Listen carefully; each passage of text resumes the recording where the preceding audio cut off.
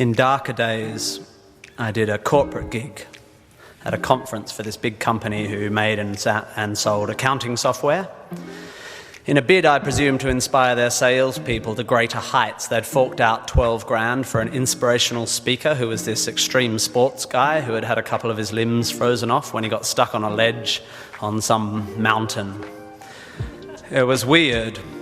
Software salespeople, I think, need to hear from someone who has had a long, successful and happy career in software sales, not from an overly optimistic ex-mountaineer. Some poor guy who had arrived in the morning hoping to learn more about sales techniques ended up going home worried about the blood flow to his extremities. It's not inspirational, it's confusing. And if the mountain was meant to be a symbol of life's challenges and the loss of limbs a metaphor for sacrifice, the software guy's not going to get it, is he? Because he didn't do an arts degree, did he? He should have. Arts degrees are awesome and they help you find meaning where there is none. And let me assure you, there is none. Don't go looking for it. Searching for meaning is like searching for a rhyme scheme in a cookbook. You won't find it and it'll bugger up your souffle. If you didn't like that metaphor, you won't like the rest of it. Point being, I'm not an inspirational speaker. I've never lost a limb on a mountainside, metaphorically or otherwise, and I'm certainly not here to give career advice because, well, I've never really had what most would consider a job. However, I have had large groups of people listening to what I say for quite a few years now, and it's given me an inflated sense of self-importance. So I will now, at the ripe old age of 37.9, bestow upon you 9 life lessons. To echo, of course, the 9 lessons of carols of the traditional Christmas service, which is also pretty obscure. You might find some of this stuff inspiring, you'll definitely find some of it boring, and you'll definitely forget all of it within a week. And be warned, there will be lots of hokey similes and obscure aphorisms which start well but end up making no sense. So listen up or you'll get lost, like a blind man clapping in a pharmacy trying to echolocate the contact lens fluid.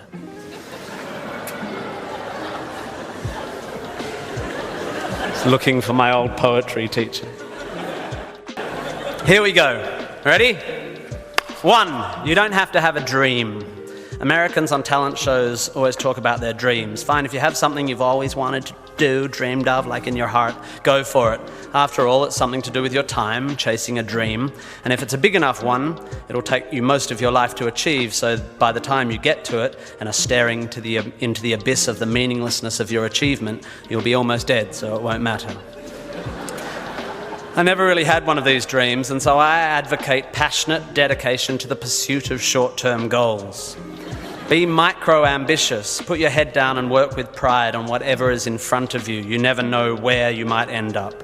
Just be aware the next worthy pursuit will probably appear in your periphery, which is why you should be careful of long-term dreams. If you focus too far in front of you, you won't see the shiny thing out the corner of your eye. Right? Good. Advice, metaphor. Look at me go. 2, don't seek happiness. Happiness is like an orgasm. If you think about it too much, it goes away.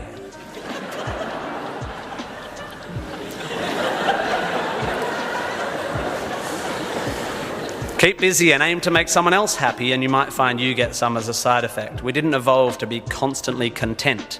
Contented Homo erectus got eaten before passing on their genes. 3, remember, it's all luck. You are lucky to be here. You are incalculably lucky to be born and incredibly lucky to be brought up by a nice family that helped you get educated and encouraged you to go to uni. Or if you were born into a horrible family, that's unlucky and you have my sympathy, but you are still lucky. Lucky that you happen to be made of the sort of DNA that went on to make the sort of brain which, when placed in a horrible childhood environment, would make decisions that meant you ended up eventually graduating uni. Well done you for dragging yourself up by your shoelaces, but you were lucky. You didn't create the bit of you that dragged you up. They're not even your shoelaces. I suppose I worked hard to achieve whatever dubious achievements I've achieved, but I didn't make the bit of me that works hard. And any more than I made the bit of me that ate too many burgers instead of attending lectures when I was here at UWA. Understanding that you can't truly take credit for your successes, nor truly blame others for their failures, will humble you and make you more compassionate. Empathy is intuitive, but is also something you can work on intellectually. 4, exercise. I'm sorry, you pasty, pale, smoking philosophy grads, arching your eyebrows into a Cartesian curve as you watch the human movement mob winding their way through the miniature traffic cones of their existence. You are wrong and they are right. Well, you're half right. You think, therefore you are, but also you jog, therefore you sleep, therefore you're not overwhelmed by existential angst. You can't be can't, and you don't want to be. Play a sport, do yoga, pump iron, run, whatever, but take care of your body.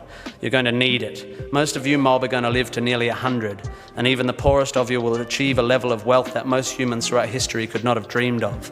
And this long, luxurious life ahead of you is going to make you depressed.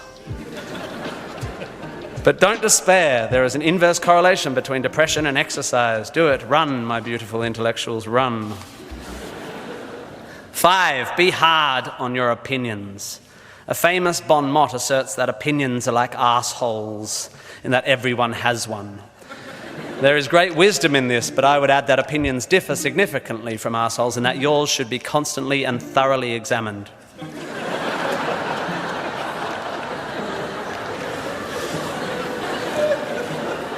I used to do exams in here.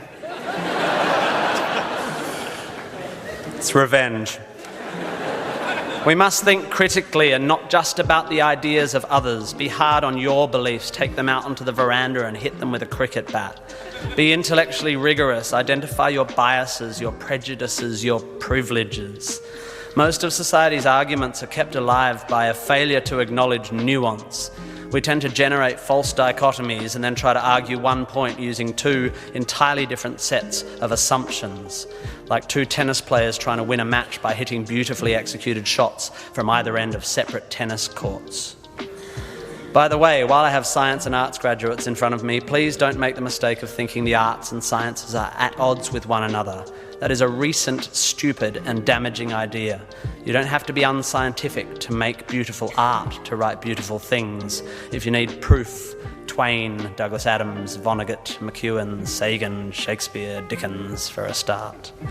You don't need to be superstitious to be a poet. You don't need to hate GM technology to care about the beauty of the planet. You don't have to claim a soul to promote compassion. Science is not a body of knowledge nor a belief system. It is just a term which describes humankind's incremental acquisition of understanding through observation. Science is awesome. The arts and sciences need to work together to improve how knowledge is communicated.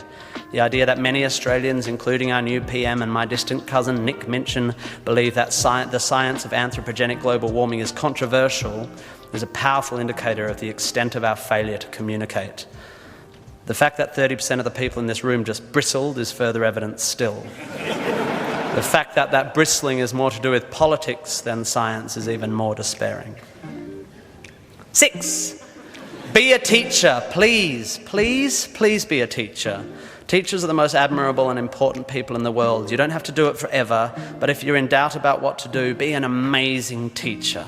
Just for your 20s, be a teacher. Be a primary school teacher, especially if you're a bloke. We need male primary school teachers. Even if you're not a teacher, be a teacher. Share your ideas. Don't take for granted your education. Rejoice in what you learn and spray it. 7, define yourself by what you love. I found myself doing this thing a bit recently where if someone asks me what sort of music I like, I say, well, I don't listen to the radio because pop song lyrics annoy me. Or if someone asks me what food I like, I say, I think truffle oil is overused and slightly obnoxious. And I see it all the time online, people whose idea of being part of a subculture is to hate Coldplay or football or feminists or the Liberal Party. We have a tendency to define ourselves in opposition to stuff. As a comedian, I make my living out of it. But try to also express your passion for things you love. Be demonstrative and generous in your praise of those you admire. Send thank you cards and give standing ovations. Be pro stuff, not just anti stuff. 8, respect people with less power than you. I have in the past made important decisions about people I work with, agents and producers, big decisions based largely on how they treat the wait staff in the restaurants we're having the meeting in. I don't care if you're the most powerful cat in the room. I will judge you on how you treat the least powerful. So there. 9, finally, don't rush. You don't need to already know what you're going to do with the rest of your life. I'm not saying sit around smoking cones all day, but also don't panic. Most people I know who were sure of their career path at 20 are having midlife crises now. I said at the beginning of this ramble, which is already 3.5 minutes long, that life is meaningless. It was not a flippant assertion. I think it's absurd, the idea of seeking meaning in the set of circumstances that happens to exist after 13.8 billion years worth of unguided events. Leave it to humans to think the universe has a purpose for them. However, I am no nihilist. I'm not even a cynic. I am actually rather romantic. And here's my idea of romance. You will soon be dead. Life will sometimes seem long and tough, and God, it's tiring. And you will sometimes be happy and sometimes sad, and then you'll be old, and then you'll be dead. There is only one sensible thing to do with this empty existence, and that is fill it. Not fill it, fill it. And in my opinion, until I change it, life is best filled by learning as much as you can about as much as you can, taking pride in whatever you're doing, having compassion, sharing ideas, running, being enthusiastic. And then there's love and travel and wine and sex and art and kids and giving and mountain climbing, but you know all that stuff already. It's an incredibly exciting thing, this one meaningless life of yours. Good luck, and thank you for indulging me.